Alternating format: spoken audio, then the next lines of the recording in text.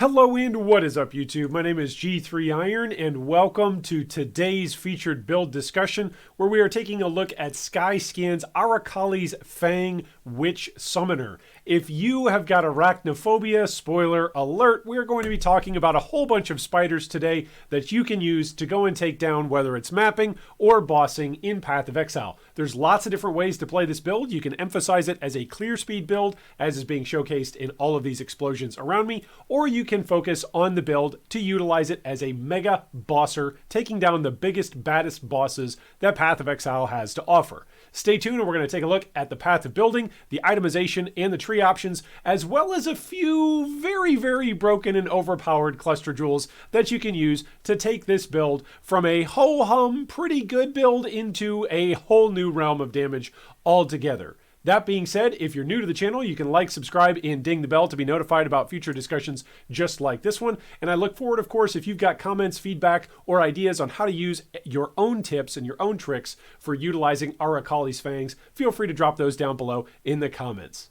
Skyscan's tagline for this particular build is like SRS, but better. Now, there are lots of different POBs and lots of different approaches to this build. If at any point in time you want to mess around with any of the POBs that we are taking a look at today, all of that relevant information, including this particular beautifully well-written forum guide, are going to be linked for you down below in the video description. So without any further ado, let's get into it. Skyscan provides this build summary. A unique dagger, Arakaali's Fang, summons spiders that are simply OP and immune to damage. The spider skill can be supported by socketing support gems within the dagger itself. We summon them using the Writhing Jar trick, which is included in the guide, and we take increased duration, so we don't need to resummon them that often. The rest of the build's goal is simply to support these spiders. This build is for players who struggle reaching endgame content. With minimal investment, you will be able to handle everything PoE can throw at you. Now, at different points throughout this build's lifecycle, I can personally vouch I've tried to build this in multiple different leagues. Some leagues, Arakaali's Fang is simply ridiculously expensive and out of reach for a lot of players, and other leagues, it's dirt cheap. So all of this is dependent, of course, as with every other build and with every other item, on the particular meta that you are playing this particular build in. The entire build revolves around utilizing the Writhing Jar, which of course has come to fame and acclaim through lots of different meme builds, but it's actually the hallmark of getting consistent production of your spiders. What you'll do is you will use the Writhing Jar as well as Desecrate in order to pop as many different corpses as possible and create 20 spiders, which will last a whole long time with all of the increased duration that we are utilizing in this particular tree. As you can see from the GIF included in the guide, it's okay for you to even resummon these spiders in the midst of a battle, but oftentimes it's not necessary. The spiders themselves should last for about a minute and a half, and the entirety of some of the top-end bosses in the game, like Uberlab, for instance, only lasts about 3 minutes on this particular build when you've got top-end gear. So that really only means you've got to summon the spiders twice, and down goes the Uberlab. So what are some of the pros and cons of this particular build? Well, Skyscan gives us a list of very transparent options, both in the pros category and in the cons category. So first off, we've already talked about some of these pros. You can get very high-end DPS without needing a 6-link because all you need is the Arakaali's Fang Dagger, which only needs to be a 3-link at most. Then it's very easy to play because all you're doing is popping those spiders every once in a while and then walking around. It's a very relaxed style of gameplay.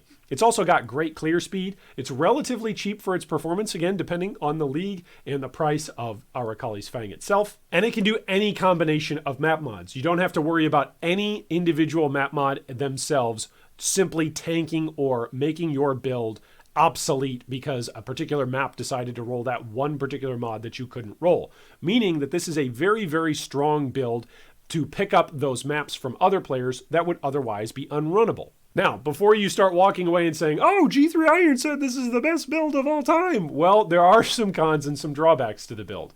First off, it requires a unique item, namely Arakaali's Fang, so it's not SSF friendly. Secondly, good defenses require some amount of currency investment, as is true on all summoners. Speaking of summoners, we use summon spiders, which summoning them mid-fight can take something to get used to, especially when you're playing a minion-based build where you're very often relaxed. It can be a bit hectic, even though you really only have to do 1 or 2 things every couple of minutes. It can be a bit hectic if you aren't used to popping your Writhing Jar, popping Desecrate, and then proceeding with the fight as normal. Sometimes playing a summoner can actually lull you into like this false sense of security where you feel like you don't have to click anything because your minions are doing all of the work for you. And so you're just kind of like sitting back there a little bit AFK in the brain. And then all of a sudden, oh yeah, that's right. I need to resummon some monsters now because otherwise the bosses are going to start proccing me. Because the build itself has got such a strong, solid foundation, the gear ceiling is relatively low, but I say relatively because thankfully with the new cluster jewels, there are all sorts of wonderfully OP things that we can do. But at its base core, yes, the gear ceiling is fairly low for this particular build. Once you've reached the top end of your defenses and your offenses, it's pretty tough to min-max and push it further. Lastly, Skyscan reminds us, yeah, it's a bit convoluted on the summoning mechanic because you've got to get used to the order of operations that it is for you to use Desecrate, for you to use the Writhing Jar, and for you to actually utilize your spiders for your DPS. Once you get used to that, it's fine, but if you don't want to have to get used to something like that, then this isn't the build for you. I know several of you out there enjoy playing hardcore, or at least pretending like you want to play hardcore and you play softcore and you just want to push for levels. Well, don't worry. There's lots of defensive mechanics available to us in this particular build. You can get about 8k effective HP between 6k life and then 2k ES at level 95. You're immune to Reflect because spiders are invulnerable. Feast of Flesh instantly restores both HP and energy shield. Then you can proc Fortify from shield charge. You can also focus on dodging because minions are so aggressive. You can simply stay afloat and stay on top of your movement throughout a fight. You don't have to worry about DPSing at any point in time. Your minions are there to do that for you. Dread Banner also reduces accuracy to nearby enemies, and then Aspects of the Spider applies a 30% slow, which works on bosses as well. Then, of course, you can apply Temp Chains via Curse on Hit or Blasphemy effect, and then enemies get permanently blinded. Lastly, you can use Cast When Damage Taken Steel Skin, or you could use Vol Molten Shell, depending on what it is that you would prefer for your defensive setup. So there's lots of different layers that we are employing to stay alive on this particular build. We are, of course, a Necromancer for our Ascendancy, and so we're going to want to start out as soon as we can with Commander of Darkness. This will give us 3% increased attack and cast speed for us and our allies for each of your auras. This is a relatively early boost to a whole bunch of quality of life for our spiders as we are progressing and leveling and playing through as a summoner, whether or not we're leveling as this build or whether or not we're progressing with another style of witch build. If you're using any kind of minion whatsoever to level this build, then Commander of Darkness is going to be very, very helpful, both for its offensive abilities based on the auras and for its defensive abilities for giving you some flat elemental resistances, and that makes it nice and easy to round out your items as you're leveling. During your second lab, you're going to want to grab Mistress of Sacrifice, which means that your offering skills also affect you, and you also have increased minion duration. This is a big deal because it's going to impact how long our spiders can actually remain active in whatever zone it is that we're doing, whether we're clearing or whether we're bossing. Your third lab is going to want to be Plaguebringer, which is if you've consumed a corpse recently, you and your minions have 30% increased area of effect, and with at least one nearby corpse, you and nearby allies deal 10% more damage. Yes, that applies to your spiders, and then with at least one nearby corpse, nearby enemies deal 10% reduced damage. So you get both offensive abilities for your spiders, for your minions, and you get defensive reduction of damage coming towards you. For your Uberlab, you can really have two different choices as is presented by Skyscan. You can go with Mindless Aggression, which gives you increased movement speed to your minions as well as some increased generic damage and cast speed and attack speed. Or you can come over and grab Corpse Pact, which is quite helpful since we've got a whole bunch of corpses that we're interacting anyway, and enemies near corpses you've spawned recently, which recently is the last 4 seconds, are chilled and shocked, which means they take increased damage. So either way is usable for you and for your minions. Whether or not you choose Corpse Pact or Mindless Aggression is ultimately going to be personal preference. The tree is a fairly standard summoner tree. We are a life-based character, and so of course we are coming down and grabbing as much life as we can near the Scion life wheel down by Constitution, but there are a couple of other important nodes that we need to take along the way. One of them being Grave Pact, which gives us a massive increase to our damage for minions, along with minions have 5% chance to deal double damage. It is a massive boost to our spiders. Besides for Grave Pact, we also want Enduring Bond, which is going to give us 15% increased skill effect duration. This is very strong because it does apply to the spiders, along with 15% increased minion duration, which also applies to our spiders' length of staying alive and staying purposefully killing whatever it is that's in their path. We grab most of this particular Redemption, Spiritual Aid, and then Righteous Army wheel, along with grabbing some effectiveness of our auras through Sovereignty. Hatred is going to be quite a big deal for us, and we are going to be utilizing some sort of either fire or lightning damage on our shield charge, so that way when we hit an enemy with our shield charge, we're going to proc Elemental Equilibrium, which will then boost the damage from our Hatred aura on our spiders. Make sure you come up and grab Death Attunement because it's got attack and cast speed. And other than that, it's a pretty generic tree. You're grabbing life and resistances over with Cruel Preparation, and you're coming down and you're grabbing some ES and some life with Melding. Pretty generic tree. There is one particular unique interaction that is somewhat tricky to understand, and so we're going to walk through this here really quickly. Now, Mind over Matter typically means that 30% of damage is taken from mana before life. However, because we're using the Devouring Diadem as our helmet item, this gives us Eldritch Battery.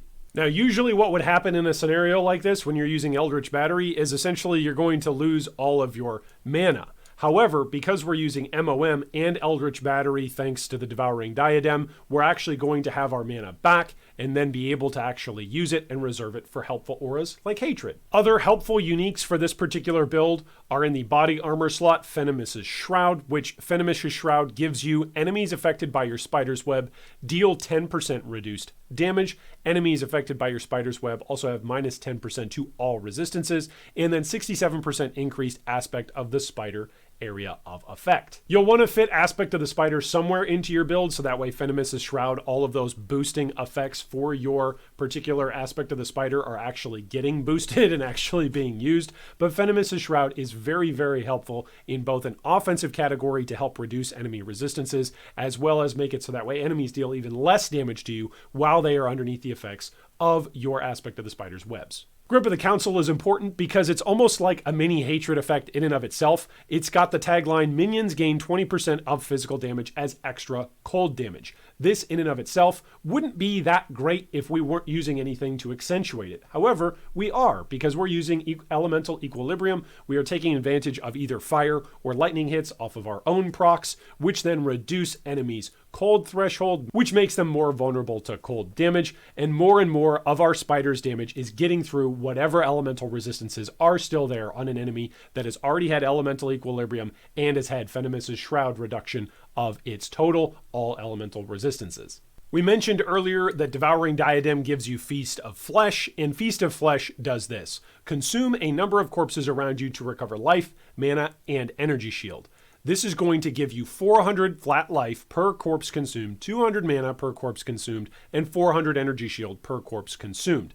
This skill is triggered by the item granting it, and you cannot cast this spell directly. So what this means is every 5 seconds, you are simply proccing a massive amount of regen to your HP, as well as to your energy shield, simply for existing and wearing the Devouring Diadem. Good job. It's a good item.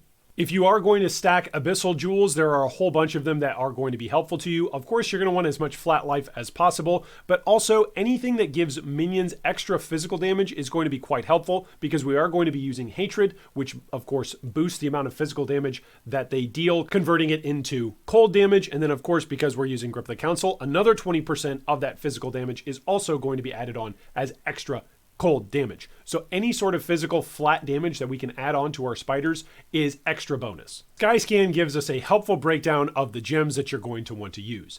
Inside your Arakaali's Fang Dagger, you're going to want to either use Withering Touch, Minion Damage, Melee Splash, and then accompanying in Devouring Diadem, Malevolence, Dread Banner, and Generosity, or you go the cold route, which is what we've been chatting about most of this discussion so far.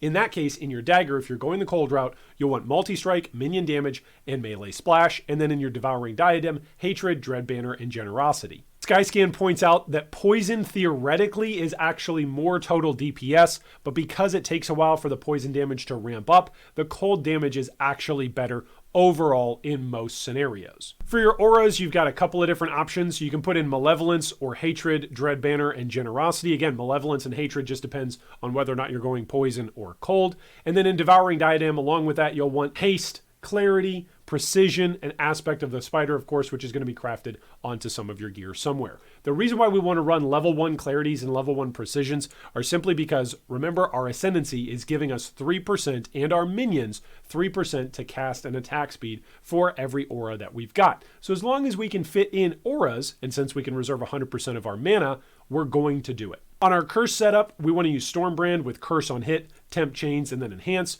You can of course use another curse activator if you'd prefer. Stormbrand has got a decent amount of duration, and because we're scaling up some effective duration, it's something of a nice activator for curses. For your offering, it used to be that Spirit Offering was the best in slot when we used to simply get a whole bunch of energy shield back very, very quickly. But since that's been nerfed recently, I would personally recommend either going with Bone Offering, since that's going to give you as a player some amount of block chance that's going to stack on top of using a shield, or using Flesh Offering to give your spiders even more creepy, crawly, fast movement.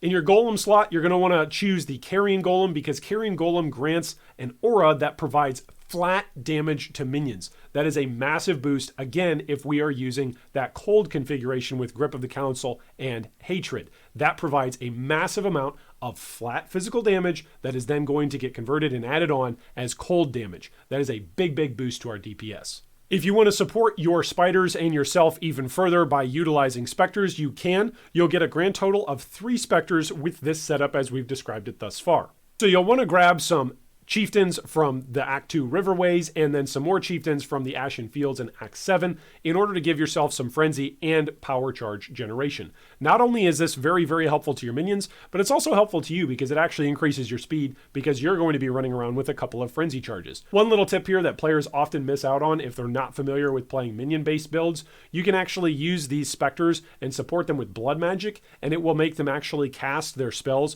a whole lot more on your Spectres. So if you're seeing that your Spectres just aren't having good uptime of either their frenzy charges or their power charges, make sure they're supported by blood magic because it'll go a long way to ensuring that they don't run out of mana. Yes, believe it or not, these particular types of utility Spectres actually have mana and they can run out of mana, preventing them from granting you and your spiders frenzy charges and power charges. So just avoid all that hassle altogether, throw them on blood magic, and then away you go. So today's featured build discussion is a little bit different because there's actually a totally other way to play this exact same sort of build, which Skyscan has supported and said, look, this is another great way to play this, so take a look. This was originally conceptualized by user Keyen, and this is a fantastic use of actually bringing together present cluster stacking jewels in Delirium League and bringing their power to bear with the Arakaali's Fang. Your Ascendancy nodes are going to be the exact same as what we've already described, but your tree looks a lot different. For instance, all you're going to do on most of the tree is go grab some life and a few other notables here and there, so that way you've got some increased duration and some increased life and mana.